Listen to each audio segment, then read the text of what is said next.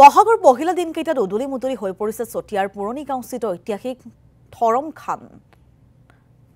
খৰম থান মহাপুৰুষ শ্ৰীমন্ত শংকৰদেৱৰ সৈতে সংপৃক্ত থানখনত আশীষ ল'বলৈ ভিৰ কৰিছে অগণন ভক্তই। গোসাই বিহুৰ দিনা থানখন নৰূপত সজাই তোলাৰ পিছত প্ৰাণ প্ৰতিষ্ঠা কৰে জামুগুৰিহাট চেঁচা সত্ৰৰ সত্ৰাধিকাৰ ভৱদেৱ গোস্বামীয়ে। প্ৰাণ প্ৰতিষ্ঠাৰ লগত সংগতি ৰাখি ঐতিহ্যমণ্ডিত খৰম থান শীৰ্ষক এখন গ্ৰন্থও উন্মোচন কৰা হয়। অনুষ্ঠানত অংশগ্ৰহণ কৰে স্থানীয় বিধায়ক পদ্ম হাজৰিকা, বিশ্বনাথৰ প্ৰাক্তন বিধায়ক প্ৰবীণ হাজৰিকাকে ধৰি ভালেসংখ্যক বিশিষ্ট ব্যক্তি। ঐতিহ্যমণ্ডিত খৰম থান ভাগৰ যি প্ৰাণ প্ৰতিষ্ঠা, এই প্ৰাণ প্ৰতিষ্ঠাত আমাৰ আজি ৰাতিপুৱা 4টা বজাৰ পৰাই আমাৰ গাঁওখন হয়তো মানে সঁচাকৈ উদুলি মুদুলি পৰিৱেশ।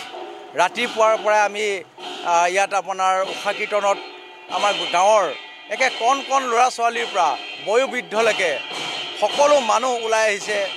আৰু আমাৰ আজিৰ এই অনুষ্ঠান ভাগতে আমি আমাৰ জামুগুৰিহাটৰ চেঁচা সত্ৰৰ সত্ৰাধিকাৰ আমাৰ ভৱদেৱ গোস্বামী ডাঙৰীয়াক আমি আমন্ত্ৰণ কৰিছোঁ। তেখেতে আহি পেলাই আমাৰ এই খৰম থানখনিৰ প্ৰাণ প্ৰতিষ্ঠাত